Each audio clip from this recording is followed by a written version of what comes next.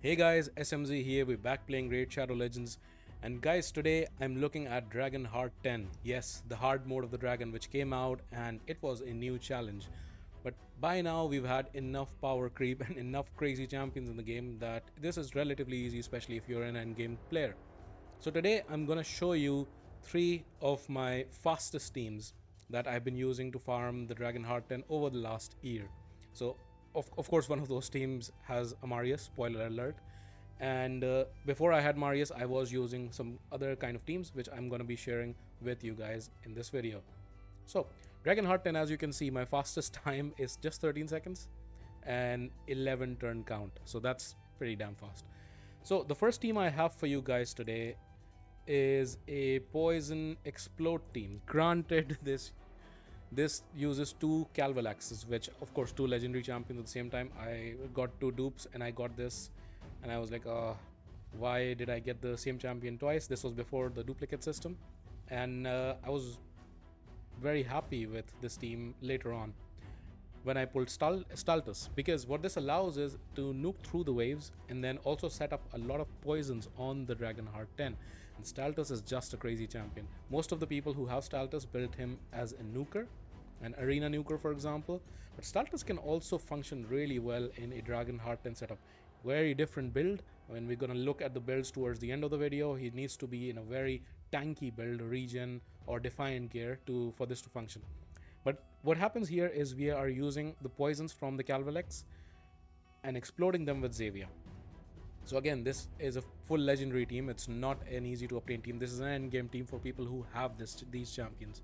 You could technically replace the Calvalax or Calvalaxes with Taurus or Taurus, however you pronounce it, who's an epic champion who also lands 4 poisons each. You can also use Nishak to, if you have 1 Taurus and a Nishak, to increase duration of the poisons. That also works perfectly fine. So with that said, let's jump into the run. So with team number 1, we are putting 4 poisons each from both Calvalaxes, and boom, explosion, we're on to wave 2. What do we do now? Reset, exact same thing all over again. And then 8 poisons landing on the dragon, 1 from Kaimar. All of the other people will die. That's perfectly fine. They can do as much damage as they want until they die, and that's what we're looking for. And the remaining is Staltus's play. Staltus's solo one-man show. When I luckily pulled a 5-star soul on Staltus, that was great, because now I could put a soul reap on him, which finishes him off. Pretty quick team, huh? 27 turns and 36 seconds. It can reduce down to around 24-25 turns and then sub 30 seconds as well on a good run. So pretty fast team. I'm gonna look at the builds towards the end. Let's jump into the second team, and this team actually involves not what I wanted to do. This team actually involves a fusion champion, a garbage fusion champion. While we're at it, Bambus 4-leaf. Yes, this fusion champion does nothing but looks really cool. We have a panda fusion champion that's pretty new in the game. He's not really used anywhere else other than Dragon Heart 10. So I've been using him, and he's really good in an avenging set. I think he might be one of the very few applications of the avenging set. So you take a garbage champion, you take a garbage gear set, put them together, and they actually can do some work. Similar setup in terms of Staltus, and now Bambus will come in to support in killing the dragon. As you saw, my Staltus is strong enough to kill the dragon on his own. But if your Staltus doesn't have the survive, then Bambus obviously helps. This time around, I'm not using Poison Explosion. I'm using a pretty standard Seer team. So Ghostborn can be replaced by any defense down. Lydia is a very good choice. I don't use Lydia I use Ghostborn in a shield set because it's more consistent. He has an irresistible defense down. So Seer to nuke the waves, Kaimar to reset on the second wave, and then these two will take care of the dragon. Let's see how this goes. So we put defense down, Seer nukes, and we move on. Reset, defense down, another nuke. Moving on to the third team.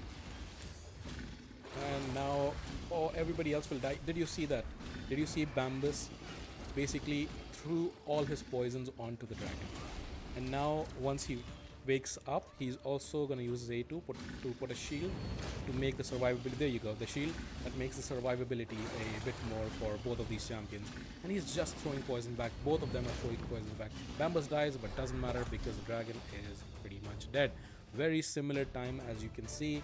Again, there's RNG involved. This run can be a bit faster or slower, but pretty solid team. Bambus, a champion that's never used anywhere else in the game, he actually comes into play in this particular team. Bambus is pretty key. Staltus is also pretty important to this team. Technically, you can replace him, for example, with a Mithrala or a Venomage. If you build them tanky, high resist in a region set, they also can work. Ghostborn can be replaced by Lydia. Seer is not really replaceable. Prince Kaimar can be replaced by Renegade. We'll make the turn slightly longer because Seer has a 4-turn cooldown on her nuke ability. But on the second wave, if your Seer is built over 220, 230 speed, you can go twice before the enemy waves go. So that should be perfectly fine. Let's move on to a third team, which is obviously the new era, which is the max HP Nukers, thanks to none other than Marius.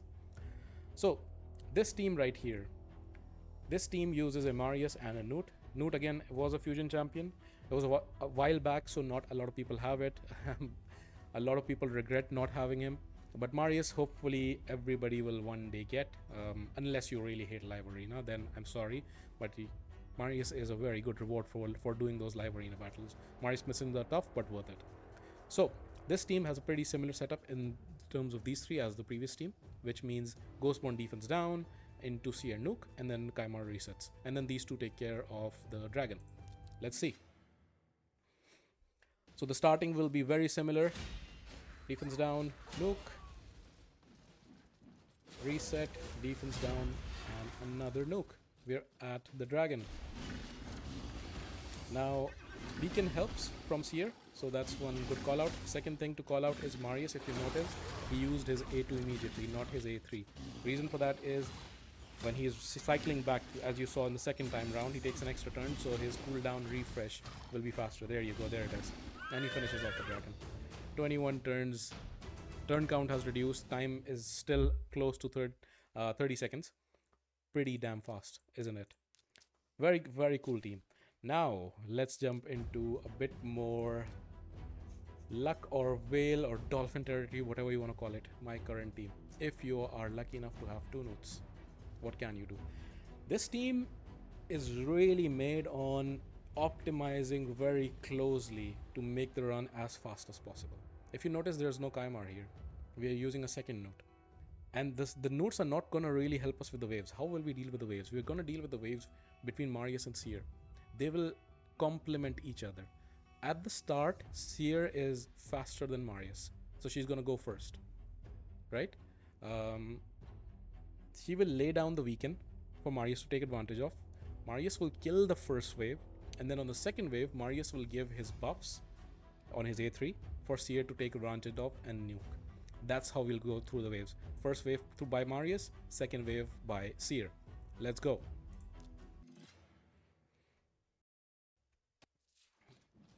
So, defense down, weaken, not nuke, and brings them down. Sometimes he kills them, and then both Newts with their A2 can finish the job. If he killed them in one go, it would have been that 11 turn run, or 11 turn count, or 13 second run, yeah. It won't be this time round because it's been a bit slower. There is some RNG always involved. And we are through to the dragon. I'll run this team again. This definitely can run faster. This time it took a bit longer because we were a bit unlucky with the RNG. Let's run again. I want to do it faster. I want to get to that 11 turn 13 second nuke. Yeah, almost. There's some RNG involved, as I said. There you go, and Marius gives the buffs. Seer takes advantage, nukes. Maybe I should save one of... okay, there it is. 17 seconds, 19. Still not gonna be as fast. And I think the fastest run also involves Marius getting lucky with the Slayer procs. But there you go. Just 15 turns. Can reduce down to 11 when the Slayer procs are pretty evident. It's a very fast run nevertheless. So these are the 3 teams. Okay, one final team. Yes, Marius soloing with 4 food champions. Let's see. Marius is that crazy. Yes, of course he is in 6-star Crushing Rend. You could substitute that a little bit with using, for example, the Cat's Gaze Relic. But he can do it. He is a pretty damn crazy champion. And he also does it so quick. It's crazy. One of the best champions that they have released in a while. So of course this matters a lot with the Slayer procs and how lucky the dragon gets with poisons and such. There's a bit RNG involved. If I really wanted to use this team for farming, then I would be optimizing his gear a bit more, but he can do it. You saw that it came a bit close. He would have died, and he has died in some of the previous runs. But the team works.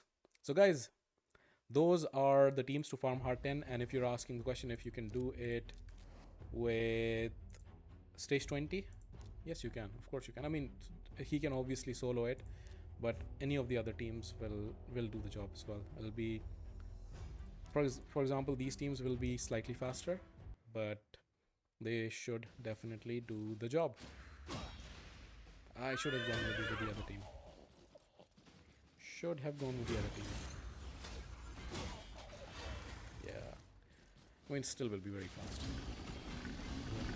Because especially on 20, there's no restriction on the max HP hits. There you go. It still works. So let's jump into the builds of these champions. Marius, I've shown him many times, 9-piece Slayer. I love this change that I don't have to click. I still very often click over here just because of habit, but it's a very good change, Plarium, thank you. 616k defense, 356 on the crit damage, 350 accuracy. That's pretty much all you need to look at for him. And 9-piece Slayer, 6-star Crushing Rend, and the mastery is Helm Smasher as tier 6. Note 1, War Master on basically the tier 6 mastery. Soul Reap at 6-star is really good for the dungeons. And yeah, this one relic that increases defense. Marius is wearing the exact same relic as well. And then he is just in a lethal set.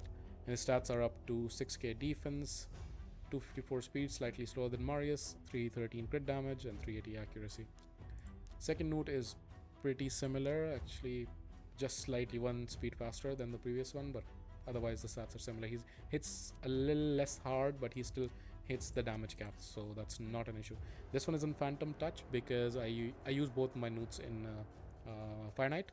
That's why one on Phantom Touch and one in the Soul Reap is definitely very useful. The masteries are also pretty much the same, and it's even missing one of the final blessings.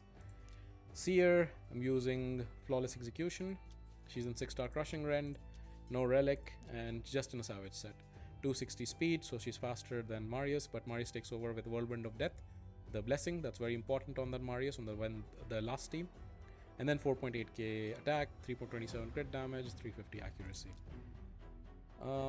Staltus and Bambus I should also show. So Bambus is in an Avenging set. Again, very useless set normally, but it's very good on him for this particular team. No blessings.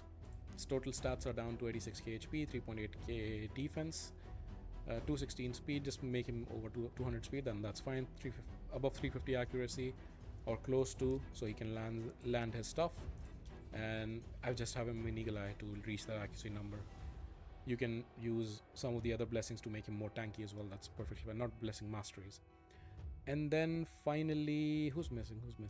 Staltus is missing. Where is he? Is he in the vault? It's probably in the vault. There he is. Staltus, I'm using the mastery that gives him the extra HP. I wanted to build him extremely tanky in order to survive those hits, and he's in Defiant and Regen gear. That's how he takes those hits, like a champ. His stats, 5.3k defense, very low speed, the lower the better basically, and then other stats don't matter. The accuracy check doesn't really matter because the poisons are dependent on the dragon's accuracy. That's why his accuracy is low, and yet he reflects back the poisons. His own resistance being high helps, obviously. Not really, actually. Never mind. Because he reflects back the poisons.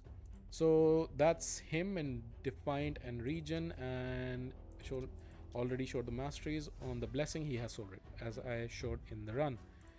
Xavier is in a Savage set, 5.7k attack, 225 crit damage, not the best looking Xavier to be honest, and then 277 accuracy. Should be pumped up a little bit more to land poisons.